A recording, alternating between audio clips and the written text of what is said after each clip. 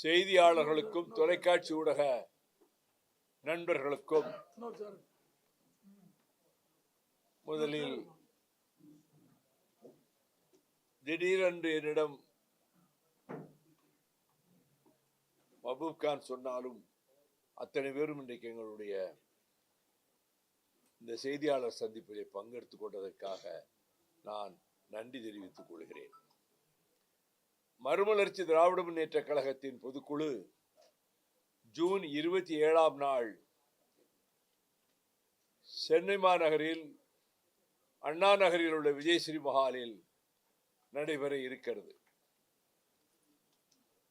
மறுமலர்ச்சி திராவிட முன்னேற்ற கழகத்தில் 3 துணை பொதுச் செயலாளர்களுக்கு தேர்தல் நடத்த வேண்டிய சூழ்நிலை இருப்பதால் அது குறித்த அறிவிப்பை இன்றைக்கு நாங்கள் வெளியிட்டிருக்கிறோம். இந்த 25ஆம் நாளிலிருந்து வேட்பாளர் விண்ணப்பங்களை 250 ரூபாய் செலுத்தி பெற்றுக்கொள்ளலாம். ஆனால் ஒவ்வொரு துணை பொதுச் செயலாளருக்கும் வேட்புமனு தாக்கல் செய்ய கழகத்தினுடைய சட்டத்திட்ட விதியின்படி 25 பொதுக்குழு உறுப்பினர்கள் தகுதியுள்ள அந்த தகுதியில் இருக்கக்கூடியவர்கள் முன்மொழிய வேண்டும்.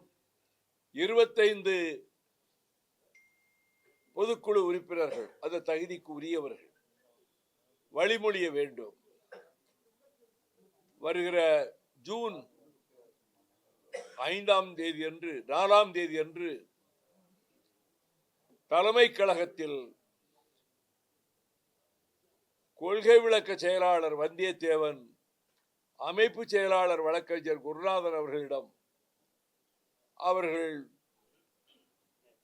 வேட்புமனுக்களை தாக்கல் செய்யலாம் என்று அறிவித்திருக்கிறோம்.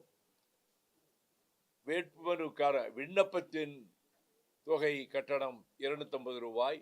ஆனால் அதற்கு அந்த பொறுப்புக்கு செலுத்த வேண்டிய கட்டணம் 25,000 ரூபாய் என்றும் அறிவித்திருக்கின்றோம். அதே போல 2 ஆட்சி மன்ற குழு உறுப்பினர்களுக்கும் ஒரு தணிக்கை குழு உறுப்பினருக்கும் தேர்தல் நடத்த வேண்டியிருக்கிறது.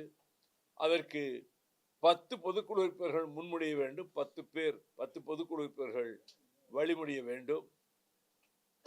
ஆகவே அந்த அடிப்படையில் வேட்புமனுக்கள் தாக்கல் செய்யப்படும். அங்கே ஜூன் 4ஆம் தேதி அன்று அதனுடைய அந்த தேர்தலினுடைய முடிவுகள் வெளியிடப்படும்.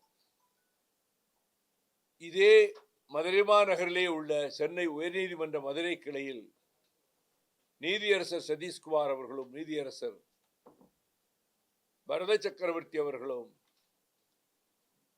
இந்த சீமை கருவிலை வேலி கருவியலம் யூனிஃப்ளோரா இது குறித்து 2015ஆம் ஆண்டு நான் ரிட்மனு தாக்கல் செய்து அப்பொழுது நீதியரசர் செல்வம் அவர்களுடைய அமர்வில் அவற்றை முழுமையாக அகற்றுவதற்கு அரசும்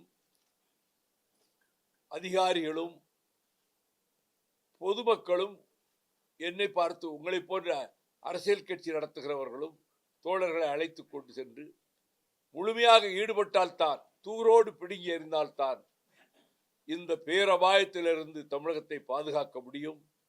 விவசாயம் அடியோடு பாழ்பட்டு விட்டது. காற்று மண்டலம் நச்சுமயமாகி வருகிறது. கேரளத்திலே ஒரு செடியை கூட பார்க்க முடியாது, வேலிக்குள்ள செடியை கூட. ஆகவே இதில் நீங்களே ஈடுபடுங்கள் என்று கூட சொன்னார். அதன் நிமித்தம் இந்த ஜூன் திங்களில் நான் அந்த பணியை விவசாயிகளோடும் எங்கள் இயக்க தோழர்களோடும் சேர்ந்து அந்த பணியிலே ஈடுபட வேண்டும் என்று நான் முடிவு செய்திருக்கிறேன்.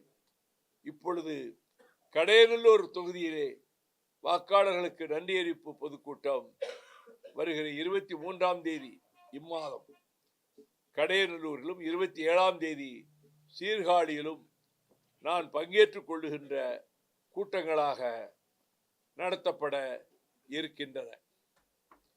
இன்றைக்கு நான் காலையில் கொடுத்த அறிக்கையில் கூட PM ஸ்ரீ திட்டம், இந்த மும்மொழி திட்டத்தை எப்படியும் திணித்து விடுவதென்று மத்தியில் இருக்கக்கூடிய நரேந்திர மோடி அரசு மிக மூர்க்கத்தனமாக அதிலே எப்படி கொண்டு வந்து திணிக்க நினைக்கிறார்களோ அதை எதிர்த்து தீர வேண்டும். பேரறிஞர் அண்ணா அவர்கள் 38 தொடங்கிய மொழி போராட்டம் 65 இந்திய எதிர்ப்பு போர்க்களமாகி மொழி புரட்சியாக வெடித்த போது எண்ணற்றவர்கள் சுட்டுக் கொல்லப்பட்டார்கள். இந்திய ராணுவம் வந்து அதை கொடுமையை செய்தது. 8 பேர் தீக்குளித்து மாண்டார்கள். அறிஞர் அண்ணா முதலமைச்சர் ஆனதற்கு பிறகு தமிழும் ஆங்கிலமும் தான் என்று அவர் சட்டமன்றத்திலே ஒருமனதான தீர்மானத்தை நிறைவேற்றியிருந்ததால் அவர் புற்றுநோயின் கொடுமையால் உயிரிழக்கின்ற பெரும் துயரம் தமிழகத்தை கவ்விக்கொள்வதற்கு சில நாட்களுக்கு முன்பு தலைநகர் சென்னையில் தமிழ்நாடு பேர் சூட்டு விழாவிலே கலந்து கொண்டு பேசும்போது அவர் சொன்னார், திராவிட முன்னேற்ற கழகம் நடத்துகின்ற அந்த அரசு எடுத்திருக்கின்ற மொழி பிரச்சனையில் இந்த முடிவை இந்திக்கு இங்கு இடமில்லை, தமிழும் ஆங்கிலமும் தான் என்பதை வருங்காலத்தில் எந்த கட்சி ஆட்சிக்கு வந்தாலும் இதை மாற்ற முடியாது, மாற்ற முனையக்கூடாது என்று அவர் பிரகடனம் செய்தார். அதை நினைவூட்டி இன்றைய முதலமைச்சர் மாண்புமிகு ஜோசப் விஜய் அவர்களுக்கு நான் வேண்டுகோள் விடுக்கிறேன். உயிரிழந்தவர்கள் 8 பேர் தீக்குளித்து மடிந்தவர்கள், நூற்றுக்கணக்கிலே கொல்லப்பட்டவர்கள், பல்லாயிரக்கணக்கிலே சிறைவாசம் அனுபவித்தவர்கள், இந்த தியாகத்தை எல்லாம் மனதில் கொண்டுதான் முடிவுகள் மேற்கொள்ளப்பட வேண்டும். அதற்கு மீறி மத்திய அரசுடைய நிர்பந்தத்துக்கு படிந்தால் மீண்டும் ஒரு மொழிப்போர் வெடிக்கும் என்பதையும், எனவே எக்காரணத்தை முன்னிட்டும் இன்றைய அமைச்சரவையிலே பங்கேற்றிருக்கக்கூடிய அமைச்சர் கூட 4 நாட்களுக்கு முன்பு இருமொழி திட்டம்தான், நாங்கள் இந்த மும்மொழி திட்டத்துக்கு நாங்கள் இடம் கொடுக்க மாட்டோம் என்று கூறியிருக்கிறார்.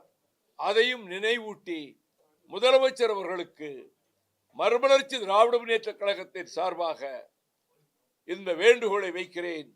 எக்காரணத்தை முன்னிட்டும் அதனை அனுமதித்து விடாதீர்கள் என்று வேண்டுகோள் வைக்கிறேன். அதுபோலவே காட்டுப்பன்றிகளுடைய அட்டகாசத்தால் மேற்கு தொடர்ச்சி மலை அடிவாரத்தில் இருக்கக்கூடிய பகுதிகள் கிட்டத்தட்ட 40 கிலோமீட்டர் 50 கிலோமீட்டர் தொலைவு வரையிலே விவசாயம் செய்ய முடியாத அளவுக்கு பெரும் அழிவை விவசாயிகளுக்கு ஏற்படுத்தி வருவதால் அதை தடுத்து நிறுத்திட நேற்றைக்கு கூட சுப்ரீம் கோர்ட்ல வெறிநாய்களை எல்லாம் சுட்டு தள்ளுங்கள், சுட்டு கொண்டு விடுங்கள் என்று நீதியரசர்கள் கூட சொல்லுகிறார். அதை போல விலங்குகள் பட்டியலில் இருந்து இந்த காட்டு பன்றிகளை அந்த பட்டியல் லிஸ்ட்ல இருந்தே எடுத்துவிட வேண்டும்.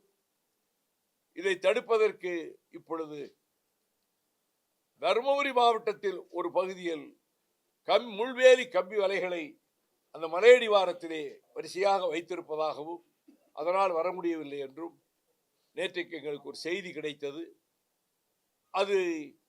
அதையும் பரீட்சித்து பார்க்கலாம், அரசு அந்த முயற்சியிலே ஈடுபடலாம் என்பதையும் நான் தெரிவித்துக் கொள்கிறேன்.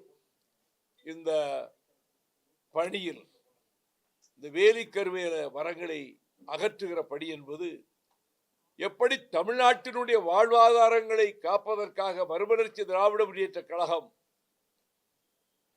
சாதித்து காட்டியிருக்கிறோமோ, இதே பென்னிக்கு கட்டிய முல்லை பெரியார் அணையை பாதுகாப்பதில் கம்மம் அப்பாஸ் அவர்களோடு 678 ஊர்களுக்கு சென்று பிரச்சாரம் செய்ததும், சகோதரர் பூமிநாதன் ஏற்பாடு செய்த 3 நடைபயணங்கள் வெற்றிகரமாக நடத்தியதும், 5 உண்ணாவிரத போராட்டங்கள் மறியல் நடத்தியதும், ஆகவே இந்த மதுரைக்கே குடிக்க தண்ணீர் கிடைக்காமல் போய்விடும் என்ற நிலையில் பாதுகாத்து கொடுத்தது மறுமலர்ச்சி திராவிட முன்னேற்ற கழகம்.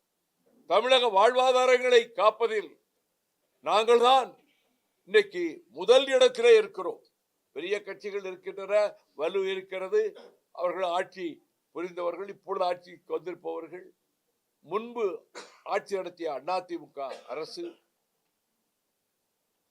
அவர்களை குறை சொல்லவில்லை. ஆனால் நாங்கள் ஸ்டெர்லைட்டை வெளியேற்றுகிற பணியிலே இடைவிடா போராட்டங்களும் நீதிமன்றத்திலே நடத்திய போராட்டமும் சேர்ந்தான் அதை நிரந்தரமாக மூடுவதற்கு ஏற்பாடு செய்தது. ஆனால் ஒரிசாவுக்கு சென்ற பிரதமர் நரேந்திர மோடி காப்பர் இல்லாமல் நாம் கஷ்டப்படுகிறோம், வெளியிலிருந்து வாங்க வேண்டியிருக்கிறது என்று பேசுகிறார். இந்த ஸ்டெர்லைட் நிறுவனர் உலக கோடீஸ்வரர்கள் ஒருவரான அனில் அகர்வால் பிரதமருக்கு மிக நெருக்கமானவர். அதானி அம்பானியை போலவே அனில் அகர்வாலும் நெருக்கமானவர்.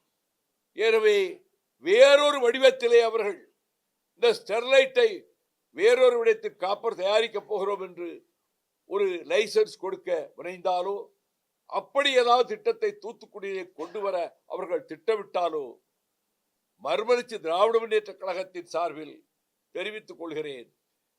அதே தூத்துக்குடி இருக்கக்கூடிய விவசாயிகள், மீனவர்கள் உள்ளிட்ட அனைத்து தரப்பினரையும், வணிக பெருமக்களையும், எல்லோரையும் ஒன்று சேர்த்து திரட்டி கடுமையான போராட்டங்களிலே என்னுடைய தலைமையில் மறுமலர்ச்சி திராவிட முன்னேற்ற கழகம் ஈடுபடும் என்பதையும் இங்கே தெரிவித்துக் கொள்கிறேன்.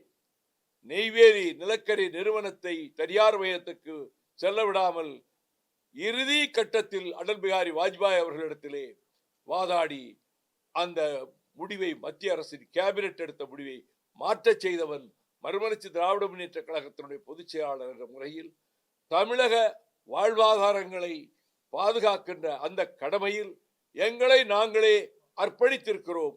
அதனுடைய அடையாளமாகத்தான் இந்த ஜூலிஃப்ளோராவை, இந்த வேலிக்காத்தார் சீமை கருவேல மரங்களை அகற்றுகிற வேலையிலும் எல்லா இடங்களிலும் நாங்கள் ஈடுபட்டு, ஆகவே அந்த பெரிய வாய்ப்பு அகில இந்தியாவுக்கே கேபினெட் மந்திரி கொடுக்கன்னு சொன்னப்பவே நான் வேண்டான்னு சொன்னவன். எனக்கு அந்த மந்திரி பதவிங்கிற எண்ணம் 1% கூட என் வாழ்க்கையில என்னைக்கு ஏற்பட்டது இல்லை, இனியும் ஏற்படாது. சார், பெரும்பாலும் அரசியல் விமர்சனம் என்னது, அந்த கூட்டணி கட்சிகளுடைய முக்கியத்துவமே விஜயால தான் தமிழ்நாட்டுக்கு பெரிய அளவுல தெரிய வந்திருக்கு அப்படின்லாம் கூட சொல்றாங்க. திமுக அதிமுக அந்த அளவு கூட்டணி கட்சியில் பெரிய மரியாதை அந்த மாதிரி இல்ல, விஜய் மிகப்பெரிய அளவுல அங்கீகாரம் கொடுத்திருக்காருன்னு சொல்றாங்க. அதை அப்படி எடுத்துக்கலாமா, எப்படி இருப்பாங்க? நீங்களே உங்க கருத்து சொல்லிட்டீங்கல்ல, ஏன் கருத்தை நான் சொல்ல மாட்டேன்ல.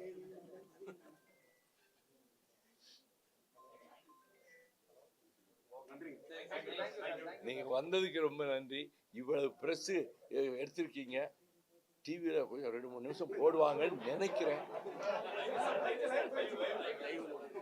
லைவ் போயிட்டு இருக்கா. ரொம்ப நன்றி தொலைக்காட்சிகளுக்கு.